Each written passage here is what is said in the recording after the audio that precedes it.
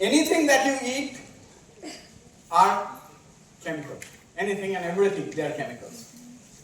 আচ্ছা, মলিকিউলগুলোকে আমি পরে পরিচয় করে দেবো তোমাদের সঙ্গে। তার আগে এইখানে যাই। তো চকলেট খাই কেন আমরা? Why do we eat chocolate? Because it's good. খেতে ভালো লাগে। আর খাবার পরে চকলেট খেয়ে বেশ ভালো লাগে। তো সেইটা কেন হয়? খেতে কেন ভালো লাগে আর খেয়ে খাবার পরে কেন ভালো লাগে সেই দুটো আমি বলবো, তার পিছনের সায়েন্সটা। কিন্তু তার আগে ইতিহাস, history. Okay, the history of chocolate is very old. প্রায় ধরো 3-3,500 বছর আগে মিজো আমেরিকা, এখন যেটা মেক্সিকো বা সেন্ট্রাল আমেরিকা, ওই এরিয়াতে যারা ট্রাইবাল ছিল তারা দেখতো যে এক রকমের গাছ আছে, সেই গাছে এরকম ফল ঝুলে আছে। তো সেই ফলগুলো তখনকার দিনে মানুষ তারা তো যা পেত তাই খেত, খুঁজে খুঁজে নিয়ে। তো দেখলো যে বাহ, এটা আগুনের সামনে, তখন মানুষ তো আগুন জ্বালিয়ে সামনে বস্তু দিয়ে সুন্দর একটা গন্ধ বেরোচ্ছে, সেইটাকে সেই পোড়া, যে পোড়া বলবো না, রোস্টেড যে কোকো বিনস গুলো ছিল, সেটা কোকো বিন, সেইটাকে নিয়ে তারা বেশ খেলো। তো দেখলো খাবার পরে মনে হলো গায়ে ধীরে লাগবে, বেশ এনার্জি লাগছে।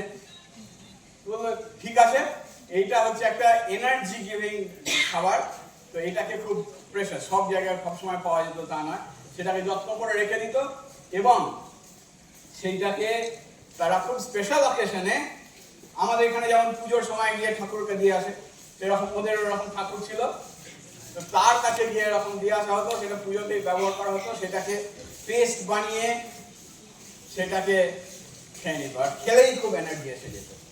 ঠিক আছে, এটা হচ্ছে কোকো যে ফ্রুটটা, সেইটার খাওয়ার শুরু করার ইতিহাসটা। ওকে, মেক্সিকোতে তোমার যারা আজটেক ছিল, আজটেক সভ্যতা তোমরা জানো, Aztec civilisation, so these people used cocoa beans as money.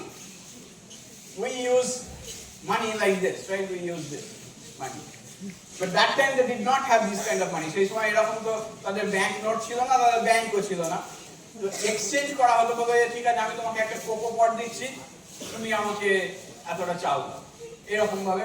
তো ইট ওয়াজ লাইক এ কারেন্সি, কোকোকে আমাদের নিয়ে যেতে হবে।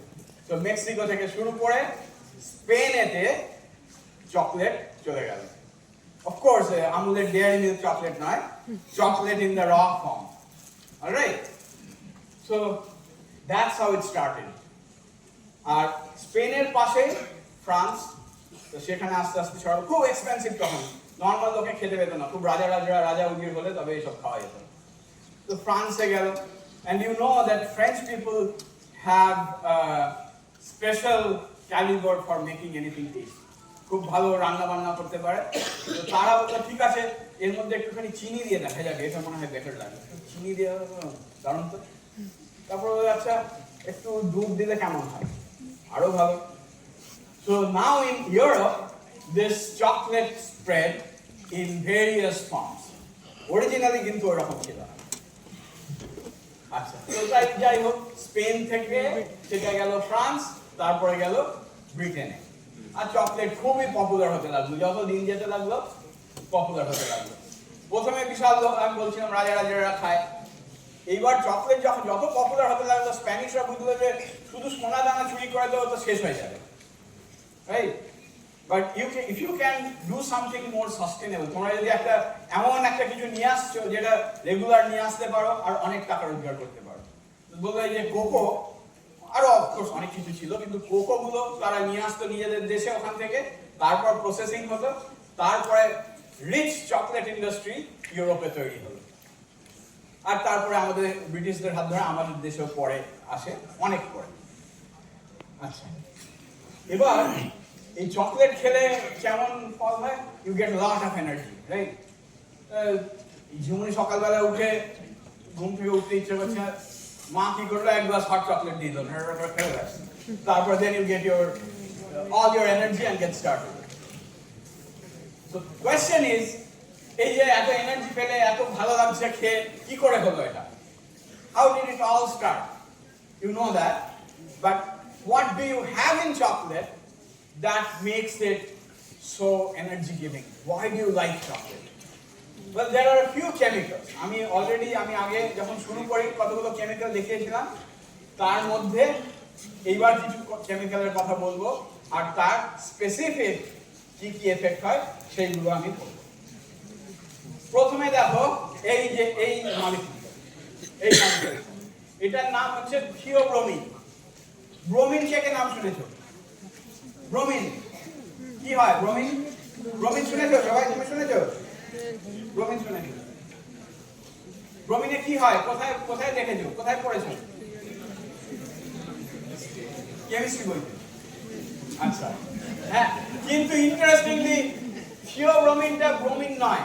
থিওব্রোমিনে কোনো ব্রোমিন নেই। এই দেখো, এটা দেখে আমার প্রথমে কি মনে হয়েছিল জানো? সেই সুকুমার রায়ের লেখা ড্যাশ গরু গরু নয় আসলেতে পাখিসা। ড্যাশ গরু যেমন গরু নয়, থিওব্রোমিনটাও তেমন ব্রোমিন নয়। কমপ্লিটলি একটা কার্বন, নাইট্রোজেন, হাইড্রোজেন, অক্সিজেন দিয়ে তৈরি একটা মলিকিউল। কোনো ব্রোমিন নেই তাতে, কিন্তু তার নাম হচ্ছে থিওব্রোমিন। তার কারণ হচ্ছে থিওব্রোমা কথাটার মানে, থিও মানে ল্যাটিন ভাষায় হচ্ছে গড, ব্রোমা হচ্ছে drink. So it was the drink of god. যেমন বলছিলাম না, মেক্সিকানরা ওদের ভগবানদেরকে চকলেট দিত এরকম করে, সেই জন্য থিওব্রোমিন মলিকিউলটার নাম এইরকম হয়। থিওব্রোমা থেকে থিওব্রোমিন কথাটা আসে। এই যদি চকলেট যখন খাচ্ছ তোমার শরীরে থিওব্রোমিন যাচ্ছে। থিওব্রোমিন গেলে কি হয়?